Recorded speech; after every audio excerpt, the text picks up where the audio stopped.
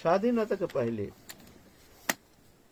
जब भारत अखंड भारत था, उस समय बांग्लादेश में जन्म लिए हैं, लेकिन दुर्भाग्यवश जिस समय मातृ जठर में, उसी समय पितृ वियोग हो गया, पिता चले गए, माता भी जन्म देकर माता भी अंतर्धान हो गए। अनाथ बालक कौन पालन पोषण करेगा?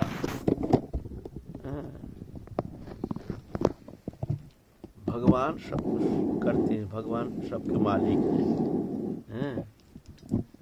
ऐसा नहीं सोचना चाहिए जो कौन हमको देखेगा, कौन विपत्ति के समय हमको रक्षा करेंगे, ऐसे नहीं। भगवान सबके लिए पालन करते हैं, पोषण करते हैं, भगवान ही मालिक है। लेकिन हमारा भरोसा ना होने के कारण कभी कभी हम घबरा जाते हैं, है ना। तो वो बच्चा अनाथ है, बगल में पड़ोसी जो है वो एक भक्त परिवार थे, कुछ शिष्य भी किए हैं, बहुत ही धार्मिक प्राण हैं, हरि भजन करते हैं। उनका कोई पुत्र संतान नहीं था। वो भक्त परिवार ने उठा लिया बच्चा को, लेकर के अपने पुत्र, उनका पुत्र संतान ना होने के कारण उनको ही अपने पुत्रवत मान करके उनको इस तरह से पालन पोषण किए हैं। नाम रखा रुईदास। तो बचपन में ही ऐसे भक्त संग, ऐसे भक्त सान्निध्य, शुद्ध आहार, शुद्ध विहार, संग के कारण जैसे संग ऐसे रंग। आज अच्छा भक्त आ नहीं रहा है, जगत में बहुत कम दिखने में आता है। ऐसे परिवेश का अभाव हो गया, ऐसे शिक्षा की अभाव हो गया, जिस कारण वो संस्कार प्राप्त नहीं हो पा रहा है। बालक तो बचपन में संस्कार प्राप्त होता है अपने माता से, पिता से, अपने परिवार से, लेकिन अब बहिर्मुखता के कारण, जिस कारण हमारे भीतर धर्मीय भावना का बहुत ही कमी आ गई है। बहुत साधारण तो है नहीं, जो भक्त है ऐसे तो है, ऐसे नहीं है, लेकिन बहुत कमी आ रहा है हमारे सनातन धर्म में। धर्म के प्रति आदर बुद्धि बहुत कम हो गया है, ऐसा ना। लेकिन पहले ऐसा नहीं था। ऐसे भक्त परिवार में रह करके, भक्त सान्निध्य में रह करके, शुद्ध आहार, शुद्ध विहार, इस तरह से रह करके उनका एक शुभ संस्कार बन गया। तत्सहित पूर्व जन्म के शुभ संस्कार लेके आए हैं, जिस कारण बचपन से हरिभक्ति में उनकी प्रगाढ़ निष्ठा, हरि नाम में निष्ठा, हरि कीर्तन में निष्ठा। बच्चा और कुछ अच्छा नहीं लगता है, पढ़ाई में मन नहीं, इसीलिए माता पिता भी उतना आग्रह नहीं किए हैं। पढ़े लिखे नहीं हैं ज़्यादा, थोड़ा सा प्राइमरी पढ़े होंगे। 15-16 साल होते ही उनका मन हट गया, बार बार उनका मन वृंदावन की ओर चल दिया। रोते हैं माता पिता के पास, जी माँ हमको तुम आदेश करो, हम चले जाएंगे वृंदावन, हमारा यहाँ मन नहीं लगता है। बहुत मन आते हैं जे बेटा मत जा, यहीं रह करके भजन कर, ऐसे कर, क्या कमी है, लेकिन मानने के लिए तैयार नहीं, मन माना नहीं। तत्सहित कुछ भक्त संग होने के कारण उनकी मन में बहुत ही व्याकुलता आ गई, और अल्प दिन में पिता माता के आदेश लेकर के, उनके जो पालन किए हैं वो पिता माता, उनके आदेश लेकर के वृंदावन के ओर चल बसे। आए हैं पहले नवद्वीप में, नवद्वीप धाम में आकर के अद्वैत वंश के एक महापुरुष जितेंद्रनाथ गोस्वामी, उनके सान्निध्य में आकर उनसे दीक्षा प्राप्त किए हैं। दीक्षा मंत्र लेकर के और गुरु आज्ञा लेकर के वृंदावन के ओर चल दिए। और उस समय उनका चेहरा बहुत बलशाली चेहरा था उस समय, माने जैसे देखने में ऐसे ताकत भी ऐसे ही था, माने बहुत विशेष शक्ति संपन्न थे और अटूट ब्रह्मचारी थे। आए हैं वृंदावन में, आकर के गोवर्धन में मानसी गंगा के किनारे में महाप्रभु मंदिर, वहाँ सिद्ध मनोहर बाबा उनके सानिध्य में आए। तो उनके आग्रह देख करके, उनकी व्याकुलता देख करके, उनके भजन निष्ठा देख करके, उनके विनम्रता देख करके, उनके समस्त सद्गुण से अलंकृत हो ऐसे एक अंतःकरण को देख करके बहुत प्रसन्न हो गए मनोहर बाबा। तो उनके शिष्य थे अद्वैत दास बाबा, उनके पास भेज दिए हैं, जाओ इनको वैराग दे दो, वेश परिवर्तन करा दो। तो उनके वेश परिवर्तन करा दिए हैं वहाँ गोवर्धन मंदिर में। नाम हुआ कृष्णदास बाबा, कृष्णदास, राधा कृष्णदास, राधा कृष्णदास ना। तो आश्रम में समस्त काम करते हैं, बहुत ताकत था शरीर में। 1000 बीघा जैसे जमीन था उस समय महाप्रभु मंदिर का। पूरा खेती संभालना, खेती करना सब अकेला। उसके साथ जितना साधु भंडारा होता था सब भंडारा का रोषई करना, माने दिन रात परिश्रम। और माने जैसे हाथी के बल जैसे शरीर में, हाथी का बल जैसे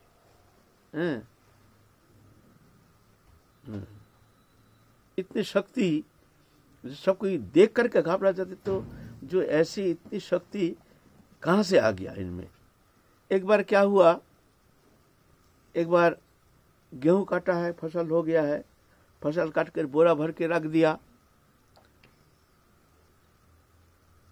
अब ट्रैक्टर बुलाया, भाई ट्रैक्टर ले जाएगा मंदिर में।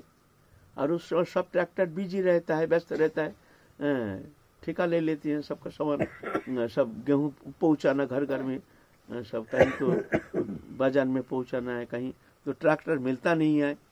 एक ट्रैक्टर वाला वो कह दिया, देखिए हम तो 3 दिन पीछे आ सकते हैं, 3 दिन के अंदर हमको सामान गेहूं पहुंचाना हमारे द्वारा संभव नहीं है। 3 दिन हुआ रहेंगे, बाई चांस बरसात हो गया तो सब गेहूं खराब हो जाएगा। बोरा भर के रख दिया और कैसो मन गेहूं, चिंता हो गया क्या करें, उपाय तो कुछ है नहीं। राधा कृष्ण बाबा कुछ कहा नहीं किसी को। एक एक क्विंटल के बोरा अपने कंधे में उठा करके मंदिर में पहुंचाने लगे, सुबह से संध्या तक। 3 दिन पीछे ट्रैक्टर वाला आके देखता है तो वहां गेहूं है नहीं।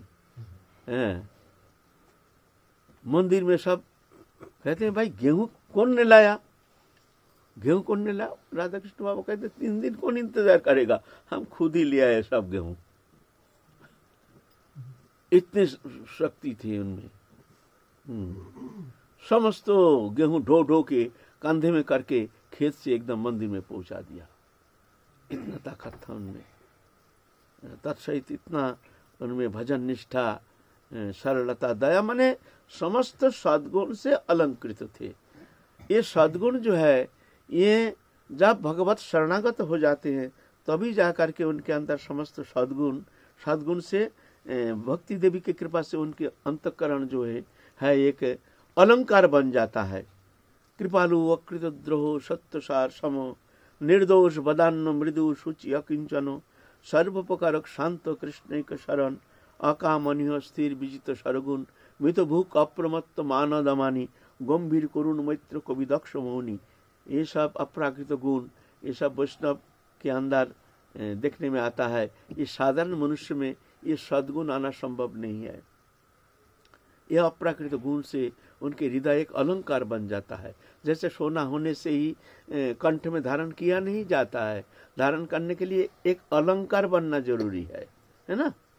तो ऐसा ही तो एक स्वर्णकार के द्वारा एक अलंकार बन के जब आता है तभी जाके वो सोना कंठ में धारण करते हैं, शीशा में देखते हैं कितना सुंदर आदर से। और जब तक सोना रहता है, सोना होने से धारण किया नहीं जाएगा। इतना बड़ा एक सोना है, उसको थोड़ी कंठ में धारण किया जाएगा, गहना होना जरूरी है। तो ऐसे सभी जीवात्मा है, सभी भगवान का अंश है। लेकिन भक्त भगवान के, अहं भक्त पराधीनो, क्यों ऐसे हैं? ना भक्त एक अलंकार बन के आता है, ऐसे सद्गुण से एक अलंकार बन के आता है प्रभु की कृपा से। सुना है लेकिन ये अलंकार बन जाता है। तो भगवान प्रसन्न हो जाता है भक्त का अंदर। ऐसे अद्भुत अद्भुत सद्गुण राशि देख करके भगवान भी बहुत चमकित हो जाते हैं, है ना। तो ऐसे हैं ये। जब भगवत चरण में शरणागत हो जाते हैं तभी भक्ति देवी की कृपा से ऐसे अप्राकृत सद्गुण की अधिकारी बनती है। ऐसा ये साधन सापेक्ष नहीं, ये कृपा सापेक्ष। इसीलिए भक्त में जो सद्गुण देखने में आता है, दया, सहिष्णुता, सरलता, निराभिमान, बहुत सारे गुण देखने में आता है, ये भगवत कृपा से ही संभव है ना। तो ऐसे सद्गुण से अलंकृत हैं, देख करके तो सब बहुत प्रसन्न हो गए। लेकिन बाबा को ज्यादा दिन मन नहीं लगा, क्योंकि आश्रमिक जीवन में ना भजन होता नहीं। निंदा, चर्चा, खटामटी, ये सब आश्रमिक जीवन मात्र ही, जहाँ ज्यादा साधु संत रहते हैं तो वहाँ क्या होता है, थोड़ा सा ग्राम्य वार्ता, ग्राम्य कथा, फिर सब तो समान नहीं होता है। उसके अंदर हम जैसे दो चार प्रपंच भी मिल जाएंगे तो आपस में, तो ये सब देख करके उनका मन चटक गया, जो भाई यहाँ तो भजन होगा नहीं, हमको भजन करने के लिए स्थान परित्याग करना जरूरी है। तो कुछ दिन, कैसा 10-12 साल शायद रहे, फिर वहां से चले गए कोशी। कोशी में जाकर के एकांत स्थान में कुछ दिन रहे, फिर वहां भी मन लगा नहीं। वहां से चले गए तीर्थ पर्यटन के लिए, दक्षिण भारत चले गए। दक्षिण भारत भ्रमण करके आए हैं, आ करके गए हैं गोवर्धन में।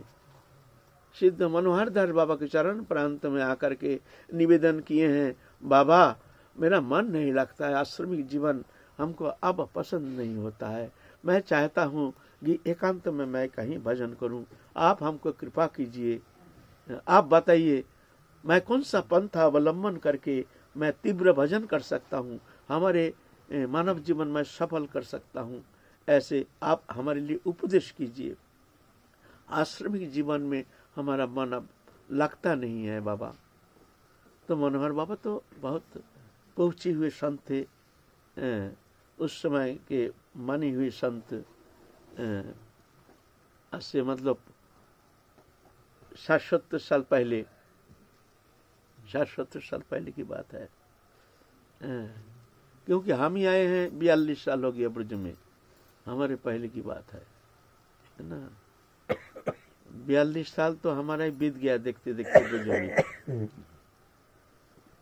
तो बाबा ने कहा देखो हमारे एक टूटा सा एक मंदिर है कामा में, तुम जाओ वहां जाके महाप्रभु की सेवा करो और भजन करो, जाओ एकांत में। तो आए हैं विमला कुंड के किनार में, मंदिर टूटा फूटा जीर्ण, कोई रहता नहीं है, जो भी सेवा, अरे रहेगा कौन वहां, पैसा नहीं, कौड़ी नहीं, सेवा की कोई वस्तु नहीं, सेवा करने इतना साहस थोड़ी है। आजकल तो हम लोग कैसे सेवा चाहते हैं, खूब सीट आएंगे, खूब धन रहेगा, खूब पैसा रहेगा, वो तो फिर महंत बनने के लिए तैयार हो जाते हैं सेवा करने के लिए। लेकिन कौन परिश्रम करके, वह कष्ट स्वीकार करके शिव विग्रह का सेवा करेंगे, ये सबके द्वारा थोड़ी संभव है। ये तो ऐसे कोई बिरले ही कोई भक्त उनमें ऐसे सेवा निष्ठा देखने में आता है ना। वहां पटक के चले गए, इधर पड़ा है गौरांग महाप्रभु, उधर पड़ा है नित्यानंद प्रभु। कपड़ा नहीं है, वस्त्र भी नहीं है, टूटा फूटा जीर्ण उसके भीतर पड़े हैं। आके देखते कोई सेवक नहीं, कुछ नहीं, ऐसे ही पड़ा है। बहुत मन में बड़ा कष्ट हुआ, रोने लगे, आहा महाप्रभु की ये दशा। तो ऐसे सुने हैं कि अपना जो बहिर्वास था, और बहिर्वास को फाड़ करके 2 टुकड़ा बना के दुटो को लंगोटी बना के पहना दिया निताई को और गौ महाप्रभु को, दोनों को, निताई गौर को पहना के वहाँ साफ सफाई करके बड़े अपने शरीर कायिक चेष्टा के द्वारा साफ सफाई करके सुंदर करके उनको स्थापना किए हैं। बहुत त्यागी थे, किसी से कुछ मांगते नहीं थे, किसी से कुछ लेते नहीं थे। लेकिन निताई गौर का ये दशा देख करके उनके मन में तो कष्ट तो बहुत हुई, लेकिन मन में एक प्रसन्नता भी आ गई कि ऐसे एकांत स्थान चाहिए। भजन करने के लिए एकांतता बहुत जरूरी है। जहाँ लोग संसर्ग संपर्क हो वहाँ भजन होना बड़ा मुश्किल। भजन के लिए तुम्हारा नियम धन कुछ भी हो, भजन पद्धति कैसे भी हो, लेकिन एकांतता का बहुत प्रयोजन है। जो ज्यादा लोग संपर्क में संसर्ग में रहते हैं उसके लिए भजन में कुछ विशेष कुछ प्राप्त करना संभव नहीं है। इसीलिए गीता में कहे जोगी जुंचित सतत आत्मनंग रहस्य स्थितो एकाकी जत चित आत्मा निराशीर परिग्रह। जोगी मन को, जोगी माने जो भगवत सान्निध्य प्राप्त करना चाहते हैं, वो जोगी माने भक्ति योग। भक्ति योग श्रेष्ठ योग। जोगी नाम अभी सर्वेशं मद्गतिनांतरात्मना श्रद्धावान भजत जोमं सौम्य युक्त उत्तम मत। एक उत्तम जोगी है। जोगी माने जोगी क्रिया नहीं, जोगी माने मिलन। जोग माने मिलन, भगवान से मिलन होता है। श्रेष्ठ योग क्या है ना, भक्ति योग। जोगी नाम अभी सर्वेशं मद्गतिनांतरात्मना श्रद्धावान भजत जोमं सौम्य युक्त उत्तम मत। ये उत्तम मत है मेरा, है ना। तो ऐसे भक्ति योग सर्वश्रेष्ठ है। तो गीता कहते हैं एकांत में रह करके जोगी जुंजित सततात्मनं रहस्य स्थित, एकांत में रहेंगे। निराशी, कोई आशा नहीं रखना, ये करना है वो करना है, आश्रम करना है, मंदिर करना है, कोई आशा नहीं। आशा रहने से, आशा के कारण तुम्हारा संकल्प विकल्प होगा, संकल्प विकल्प के कारण वस्तु प्राप्ति के लिए तुम्हारा चेष्टा होगी, चेष्टा के कारण तुम्हारा कर्म चेष्टा, तुम ऐसे ही कर्म करना शुरू कर दोगे, भजन छूट जाएगा, फिर भागदौड़ शुरू हो जाएगा। हम लोग भागदौड़ क्यों करते हैं? भागदौड़ का कारण है हमारे जो मन जो है ना, नाना विषय अंतर में भक्ता है। ये चाहिए, वो चाहिए, वो चाहिए। अरे भक्ति चाहिए, भक्ति हुआ नहीं, ये चाहिए वो चाहिए। ये चाहन तो अनादिकाल से हम संसार चक्र में घूमते घूमते इसकी निवृत्ति तो हुई नहीं और बढ़ता ही गया। अभी भी मानव जन्म मिल गया, कैसे हो, अभी भी चाहन। अरे ये चाहन समाप्त करो, चाहो एक ही चाहो, इस शरीर रहते रहते हमको भगवत चरण में भक्ति मिल जाए, ये चाहन रखो और चाहन मिटाओ। हुआ ठीक है, नहीं हुआ और अच्छा है, नहीं तो भजन होगा नहीं। तो बाबा देखे ये एकांत स्थान में अच्छा हुआ, कुछ मिले ना मिले हमको तो भजन तो होगा। तो वहाँ दिन रात, शरीर तो बहुत सुंदर था ना, बहुत चेहरा बहुत बलशाली थे। वहाँ खुद ही सब पत्थर पुत्थर हटा हुटा के एकदम साफ सुथरा करके फिर जा करके किसी से मांगते नहीं थे, कोई देने आते थे तो लेते नहीं थे, बहुत निष्किंचन थे। साधु को किसी से मांगना, हाथ पसारना निषेध है, निषेध है। साधु हाथ पसारेगा नहीं कोई भी अवस्था में। संत अनपेक्ष समचित्त प्रशांत समदर्शिन निर्मम निरहंकार निर्दंदा निष्परिग्रह। परिग्रह माने दान उपहार लेना। ऐसे परिग्रह शून्य थे। भिक्षा करके लाते थे आटा, और वहाँ मंडी से सब्जी भिक्षा करके लाते थे। एक टूटा सा एक कटोरा सा था, उसमें सब्जी बनाते थे। हाथ में मोटा सा एक कंडा बनाते थे, मोटा सा, उसको नमक दे करके बस 2 टुकड़ा 2 भाई को देते थे, और वो सब्जी बस भोग लगा करके एकांत में तीव्र भजन, दिन नहीं रात नहीं, भजन है भजन, भजन है भजन। दरवाजा बंद करके ना लेना ना देना, मगन रहना, दुनिया का मेला मैं हूं अकेला। ऐसे तीव्र भजन करना शुरू किया है बाबा, तीव्र भजन। कहीं गाड़ी में चढ़ते नहीं थे, पैदल चलते थे। वहां से कामा गिरिराज परिक्रमा देने के लिए आते थे। सुने हैं से कामा से आकर गिरिराज परिक्रमा देके उसी दिन कामा पहुंचते थे, गिरिराज परिक्रमा देके। और चेहरा ऐसा ही था, लंबा चौड़ा था, चलते थे पर तेज, माने इतना तेज ना मतलब तुम दौड़ के भी उनके पीछे नहीं चल पाओगे। हम तो देखे हैं ना, इतना एक लठ लेकर के लंब कदम से, ये निताई बाबा थोड़ा कुछ देखा है, ऐसे तेज चलते थे, कहीं भी हो चले जाए। हमारे गुरुजी तो जंगल जंगल घूमते थे, कभी तपोवन, कभी राधा कुंड, कभी यहाँ वहाँ। और हमारे गुरुजी को गुरुदेव मानते थे, शिक्षा गुरु।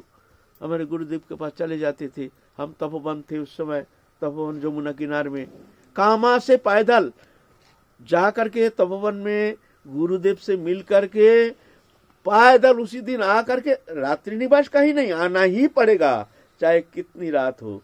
आ करके वहाँ ठाकुर जी को जगाना, फिर भोग लगाना, ऐसे अमानुषिक। कोई मनुष्य के द्वारा ऐसे इतना कठोर तपस्या संभव नहीं है ना, कठोर तपस्या। वही भिक्षावृत्ति, एकादशी के दिन निर्जला, सारा दिन निर्जला, दरवाजा तो बंद रहता था। माथे में एक प्रदीप घी के बत्ती दे करके, माथे में यहाँ पगड़ी कपड़ा से बांध करके उसके ऊपर घी के प्रदीप रखते थे, प्रदीप, जलंत प्रदीप।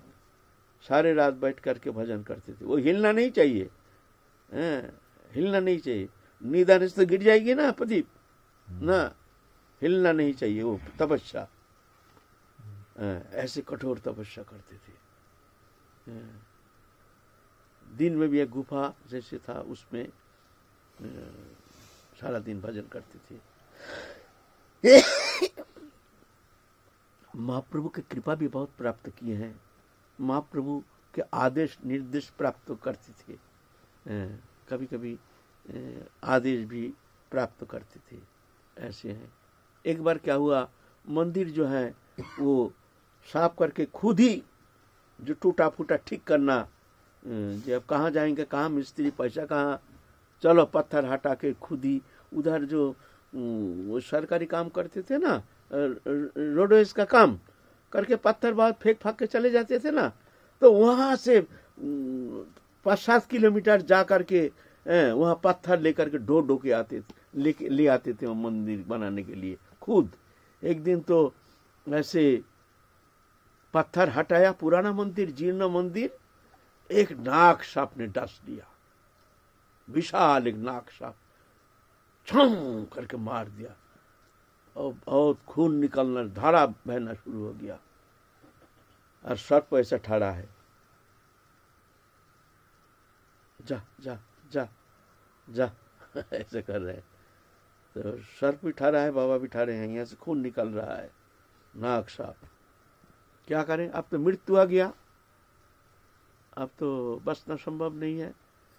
फिर खबर सुन करके 2-4 भक्त जो है वो आए हैं, आ करके अरे अरे अरे बाबा को सांप डांस दिया, चलो चलो चलो बाबा को ले जाना है, भरतपुर ले जाना है।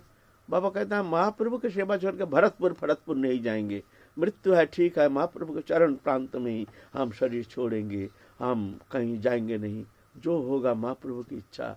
ये दासा है, ये भी महाप्रभु की इच्छा है, अगर रखेंगे तो महाप्रभु की इच्छा, अगर जाना है वो भी महाप्रभु की इच्छा। फिर भी महाप्रभु के चरण छोड़ करके हम जाएंगे नहीं यहाँ से। तो कोई मानने के लिए तैयार नहीं, सीधा आ गए हैं मंदिर में, आसन में बैठ गए हैं, नाम माला लेकर के बैठ गए हैं। सारी रात बीत गई, कुछ नहीं हुआ,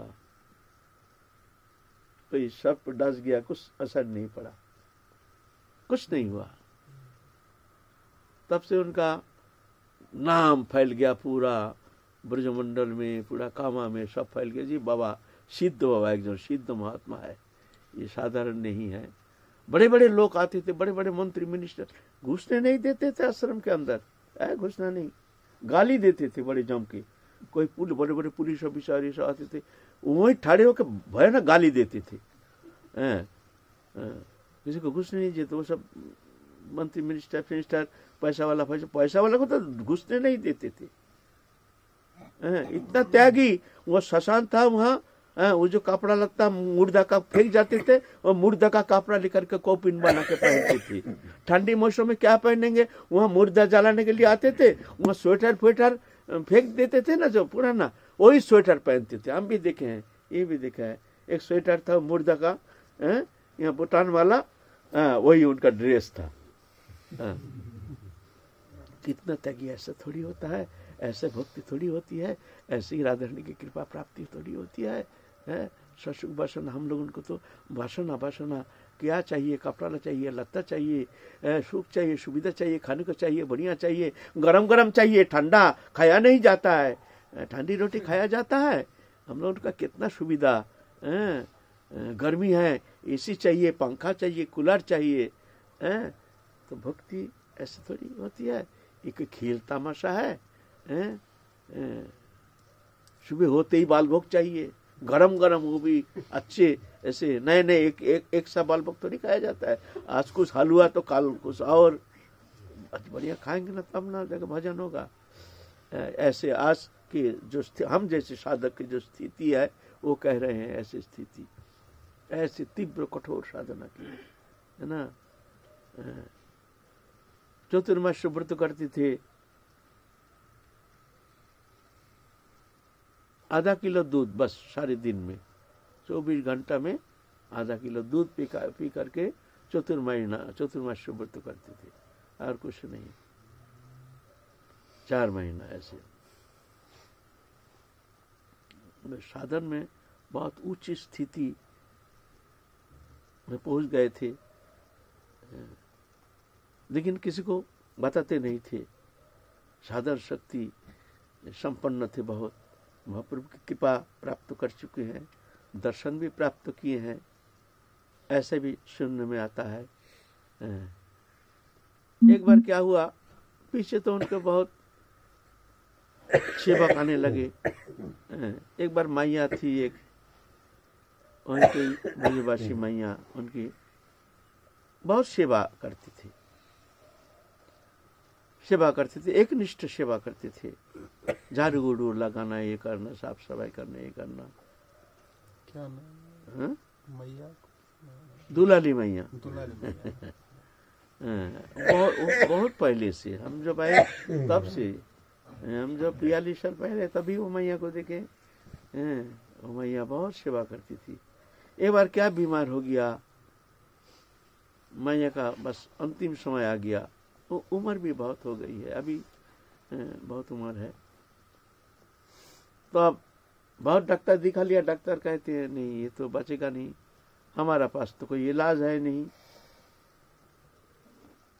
बड़े बड़े डॉक्टर दिखाए, ऐसे संपन्न घर के माई हैं, पैसा कौड़ी है, ऐसा नहीं, दरिद्री नहीं, लेकिन सब डॉक्टर हाथ उठा दिया, ये इसका इलाज होना संभव नहीं, अब बस घर लेकर के भगवत नाम करो, कुछ करो, कोई इलाज तो हमारे पास है नहीं। अब अंतिम समय आ गया। बाबा ने बोला क्या, हमारे महाप्रभु के दरबार में आकर के अकाल मृत्यु ऐसा थोड़ी होता है? हमारे महाप्रभु क्या है नहीं? हमारे महाप्रभु है नहीं, ले आओ, ले आओ, देखे कैसे हमारे सामने ले जाए, हम देखेंगे, ले आओ। ले आए हैं महाप्रभु के मंदिर में। बाबा ने उस अंतिम समय एकदम मान लो अंतिम स्टेज, लास्ट स्टेज आ गया, मैया अब जाने वाली है। माथे के पास बैठ करके माला लेके बैठ गए हैं, सारी रात बैठे हैं। सुबह उठते मैया उठ के बैठ गई है, बोला ली एले एले पानी पी ले। मैया स्वस्थ, अभी भी स्वस्थ। यह तो बहुत साल पहले की बात है, अभी भी मैया स्वस्थ है, मृत्यु टल गया। हमारे महाप्रभु है नहीं, हमारे महाप्रभु क्या है नहीं, हमारे सामने चली जाएगी, ये कोई बात है? कैसे जाएंगे, हम देख लेंगे। महाप्रभु के प्रति कितनी विश्वास, कितनी अटूट निष्ठा, ऐसे निष्ठा ऐसे तो होना चाहिए ना। अपने इष्ट में निष्ठा, इष्ट के प्रति दृढ़ विश्वास, दृढ़ निश्चय, ये तो भक्ति का प्राण है। जहाँ इष्ट के प्रति विश्वास नहीं, निष्ठा नहीं, वहाँ कहाँ भजन है? हमारा तो विश्वास ही नहीं। थोड़ा सा दुख आता है, थोड़ा सा कुछ बाधा आदि वैधि उपाधि आ जाती है, उसमें घबरा जाते हैं, हमारे निष्ठा नष्ट हो जाता है, हमारे प्रति प्रभु का कोई कृपा नहीं। ये ऐसे ही है, ऐसा नहीं है। दृढ़ विश्वास, विश्वास है साधन का प्राण केंद्र। भजन कम हो वो भी अच्छा है, लेकिन ये जो विश्वास, इष्ट प्रभु कृपा करेंगे ही, ऐसे दृढ़ विश्वास, तो भजन में तुम्हारा बल आ जाएगा, प्रेरणा का स्रोत बन जाएगा। नहीं नहीं कृपा करेंगे ही, वो करुणामय दयामय, हम उनके शरण में हैं। बोले कौन गुण से हमको करुणा करेंगे, कैसे, क्या है हम में, कौन सा गुण है? नहीं कोई गुण नहीं है, लेकिन हम प्रभु के शरणागत हैं। प्रभु शरणागत पालक, हम कितने भी पापाचारी क्यों न हो, प्रभु हमको अवश्य रक्षा करेंगे करेंगे करेंगे। ओ दीनबंधु दीननाथ पतित पावन अगतिर गति जगतपति जगन्नाथ, ये विश्वास। तो ऐसे, तो इस तरह से फिर जाकर के तो बहुत भक्त तत्व आने लगे। फिर मंदिर भी पीछे धीरे धीरे वृद्धावस्था आ गया। फिर उतना कट्टर एकांत कट्टर बैरागी लेना नहीं, ऐसा नहीं। पीछे तो थोड़ा सा शिथिल हो गया, दिखते भक्त आ रहे हैं, कहाँ तक मना करेंगे, किसको मना करेंगे। बाबा तो एकांत में बैठे रहते हैं, किसी से लेना ना देना मगर रहना, कौन आया कौन गया, कौन दिया कौन नहीं दिया, किसी से कुछ लेना नहीं, कोई मतलब नहीं। इस तरह से बाबा लगभग 100 साल उम्र में फिर कामा में जा करके स्वज्ञान ही नित्य लीला में प्रवेश कर गए हैं। हम लोग जब जाते थे वहाँ, तो किस तरह उनकी स्नेह ममता, किस तरह रोते थे 1-2 घंटा, जैसे कोई बेटी को विदा करते हैं, बिलक बिलक के जैसे रोते थे हम सबको विदा। हम लोग जब जाते थे कीर्तन करते थे, हमसे तो बहुत प्रेम रखते थे, बहुत ही प्रेम। जब लौटते थे तो उस समय रोते थे जम के रोते थे, जैसे अपने बेटी को विदा करते हैं, ससुराल भेजते हैं, इस तरह से जैसे संत आते हैं तो उनको इस तरह से प्रेम करते थे, बड़े प्रेम। आपके प्रति जो उनका प्रेम दिखाई देता था वो अनिर्वचनीय दिखाई। वो तो हाँ प्रेम करते थे, हमारे गुरु के नाते से, गुरु जी से ज्यादा प्रेम करते थे, गुरु बुद्धि करते थे। अच्छा, दीक्षा तो किसी को दी नहीं? दीक्षा दिया, दुलाली मैया को दिया, दुलाली मैया का और गौर जी को। गौर, हाँ, ये डॉक्टर गौर है जो कामा में, ये बहुत सेवा की है। अंतिम समय, लास्ट समय बहुत सेवा की है, जी जान दे करके। इनकी सेवा की कोई तुलना नहीं। अंतिम समय में जब भी कोई अस्वस्थ हो जाते थे, समझ तो अपने मरीज दिखना सब छोड़ छाड़ के उनको ले जाते थे अपने वहाँ, बड़े आदर से, दिन नहीं रात नहीं उनकी सेवा में तत्पर रहते थे। अंतिम समय ये डॉक्टर गौर जो है कामा में रहते हैं, बहुत सेवा की है, उनकी सेवा बहुत ही स्पृहनीय। बाबा वसुंधरा राज जी आई थी तो उनसे दर्शन के लिए लालसा किए, तो उन्होंने 2 टुक मना कर दी कि अगर वो यहाँ आएंगे तो हम मंदिर छोड़ के चले जाएंगे। चीफ मिनिस्टर राजस्थान के बस इसके पहले आई थी दर्शन करने के लिए, दर्शन करने को नहीं, हमको हमारे यहाँ घुसेगा नहीं कट्टरपंथी थे वाले। श्री कृष्ण चैतन्य महाप्रभु में ही बस उनके महाप्रभु में सुदृढ़ निष्ठा महाप्रभु।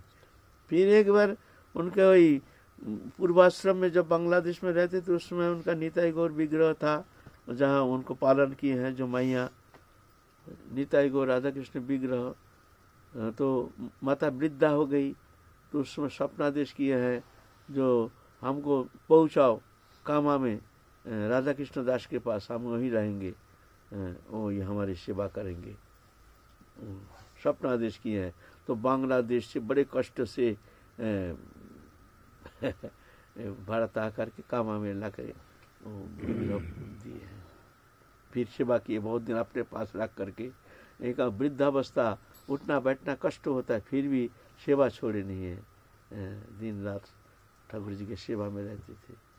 फिर जब वो चले गए, चले जाने के पहले अभी गदाधर, गौर गदाधर जो है यहाँ ये बाबा कृष्ण गोपाल बाबा उनके हाथ में समर्पण करके गए हैं कि तुम उनकी सेवा करो। ये भी बहुत सेवा परायण है, इनकी सेवा अभी तो कह नहीं किया है। बहुत सेवा भावना, बहुत सुंदर, बहुत अद्भुत सेवा भावना है ये कृष्ण गोपाल बाबा। जी जी। जिस दिन राधा कृष्ण बाबा प्राप्ति हो रहे थे, यानी कल सुबह जैसे प्राप्ति होंगे, तो ये निताई बाबा वहाँ राधा कुंड में चले गए थे।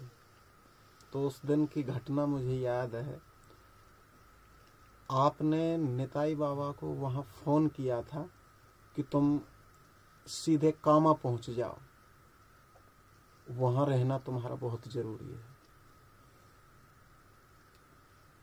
तो इनको बोला था, ये गए थे कि नहीं गए थे मुझे नहीं पता, लेकिन उसके दूसरे दिन ही उन्होंने उसी दिन रात में प्राण त्याग कर। रात्रि को हमारी वहाँ से लौटने से, वहाँ पहुँचने, राधाकुंड पहुँचने से पहले ही वो शरीर छोड़ चुके थे। पहुँचने पहले हाँ? बाबा ने कहा था वहाँ रोकने के लिए, पर बहुत जरूरी ऐसा कुछ तुमसे रोकने के लिए कहा था बाबा ने, क्योंकि तुम जाओ वहाँ पर। बाबा और की राधा मालूम था कृष्ण ना बाबा कि हमें किस तरह स्नेह ममता करते थे। निताई बाबा को बहुत स्नेह करते थे। करते थे। अच्छा, जय जय श्री राधे।